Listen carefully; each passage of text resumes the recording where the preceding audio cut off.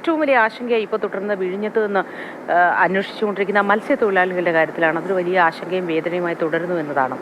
വിഴിഞ്ഞത്ത് നിന്ന് കാണാതായ മത്സ്യത്തൊഴിലാളികൾക്ക് വേണ്ടിയുള്ള തിരച്ചിൽ ഇപ്പോഴും തുടരുന്നു. മീൻപിടുത്തത്തിന് പോയ 9 പേരാണ് ഇനിയും മടങ്ങി വരാനുള്ളത്. അതേസമയം തലസ്ഥാന ജില്ലയിൽ വീശിയടിച്ച കാറ്റിലും മഴയിലും വ്യാപക നാശനഷ്ടമാണ് രേഖപ്പെടുത്തിയത്. രാഹുൽ ജി നാഥുണ്ട് ഇതിൻ്റെയൊക്കെ വിശദാംശങ്ങൾ നമുക്ക് പങ്കുവയ്ക്കാനായി. Rahul, good morning. തിരുവനന്തപുരം ജില്ലയിലും കനത്ത മഴയുണ്ട്. ഇന്നലെ വൈകുന്നേരമൊക്കെ നല്ല മഴയുണ്ടായിരുന്നു. പല സ്ഥലങ്ങളിലും ഈ മരങ്ങൾ ഒടിഞ്ഞു വീണും മറ്റും ദുരിതവും പ്രശ്നങ്ങളും ഒക്കെ ഉണ്ടായിട്ടുമുണ്ട്. പക്ഷേ അതിനേക്കാൾ അപ്പുറം ഈ വിഴിഞ്ഞത്ത് നിന്ന് കാണാതെ പോയ മത്സ്യത്തൊഴിലാളികളുടെ കാര്യത്തിലാണ്. നമുക്ക് അതിലേക്ക് തന്നെ ആദ്യം വരാമെന്ന് തോന്നുന്നു. വിശദാംശങ്ങൾ എന്താണ് രാഹുൽ? മോത്തി, ഇന്നലെ വൈകുന്നേരം ആശ്വാസത്തിന്റെ വാർത്ത എത്തിയെന്ന് നമ്മൾ കരുതിയതാണ്. കാരണം 7 വള്ളങ്ങളിലായി പോയവരെ കാണുന്നില്ല. 29 പേരുണ്ടായിരുന്നു എന്ന് അറിയുന്നു. വൈകുന്നേരം 5 മണിയോടുകൂടി 5 വള്ളങ്ങൾ മടങ്ങിയെത്തുന്നു. അതിൽ 21 പേരും ഉണ്ടായിരുന്നു.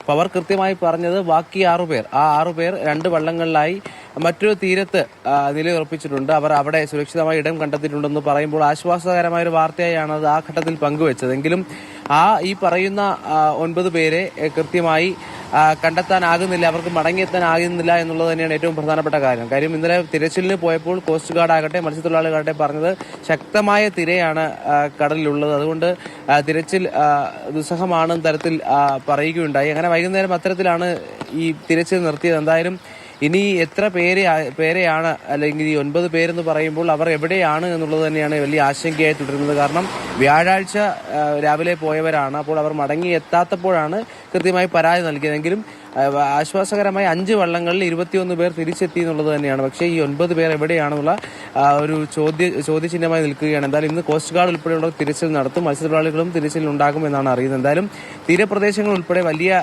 ജാഗ്രതാ നിർദ്ദേശം നൽകിയിട്ടുണ്ട്. അതുകൊണ്ട് തന്നെ ഈ തിരച്ചിൽ എത്രമാത്രം വ്യാപകമാക്കാൻ കഴിയും എന്നുള്ള ചോദ്യവും മുന്നിലുണ്ട്. ഇനി തിരുവനന്തപുരത്തെ കാലാവസ്ഥയിലേക്ക് കടന്നു കഴിഞ്ഞാൽ മോദി സൂചിപ്പിച്ചതുപോലെ ഇന്നലെ വൈകുന്നേരം മഴയൊന്ന് ഒഴിഞ്ഞു നിന്നു. ശക്തി കുറഞ്ഞ് ഇടവിട്ട് മഴ പെയ്യുകയാണ് ഇന്നലെ വൈകുന്നേരം മുതൽ ഇന്ന് രാവിലെ വരെ. അതുകൊണ്ട് വെള്ളക്കെട്ടിന്റെ പ്രശ്നങ്ങൾ നിലവിലില്ല, നഗരപ്രദേശങ്ങളിലില്ല എന്നുള്ളത് തന്നെയാണ്. പക്ഷേ ഈ കാറ്റ് വില്ലനായി തുടരുകയാണ്. അതിന്റെ ഭാഗമായാണ് വൈദ്യുതി പോസ്റ്റിന് മുകളിലേക്ക് ഇത്തരത്തിൽ മരം ഒടിഞ്ഞും കടപുഴകി വീണും വലിയ പ്രശ്നങ്ങൾ ഉണ്ടാക്കുന്നത്. എന്തായാലും ഇന്നലെ വൈകുന്നേരത്തോടുകൂടി 5:30 മണിയോടുകൂടി തന്നെ നഗരത്തിന്റെ പ്രധാനപ്പെട്ട ഭാഗങ്ങളിലൊക്കെ വൈദ്യുതി ബന്ധം പുനഃസ്ഥാപിക്കാൻ കഴിഞ്ഞു. പ്രത്യേകിച്ച് നെട്ടയം, കവടിയാർ ഭാഗങ്ങളിലൊക്കെ വൈദ്യുതി ഇന്നലെ വൈകുന്നേരം തന്നെ വന്നു. പക്ഷേ പൂർണ്ണമായ നിലയിൽ ഈ വൈദ്യുതി ലഭിക്കുന്നില്ല എന്നുള്ള പരാതിയുമുണ്ട്. കാരണം ഈ മഴയുടെ പ്രശ്നമുണ്ട്. അതുകൊണ്ട് നമുക്ക് ഇതുമായി ബന്ധപ്പെട്ട ഒരു വകുപ്പിനെയും കുറ്റപ്പെടുത്താൻ കഴിയില്ല. കാരണം അത്രമാത്രം ശക്തമായ മഴയും കാറ്റുമാണ് ഉണ്ടാകുന്നത്. എങ്കിലും മലയോര മേഖലയിലും തീരപ്രദേശങ്ങളിലും ഇന്നലെ അതിശക്തമായ മഴ രാത്രിയിലും തുടർന്നു എന്നുള്ളത് തന്നെ. എന്തായാലും ജാഗ്രതാ നിർദ്ദേശം നൽകിയിട്ടുണ്ട്. കൃത്യമായി ജാഗ്രത പാലിക്കണമെന്ന് പറഞ്ഞിട്ടുണ്ട്.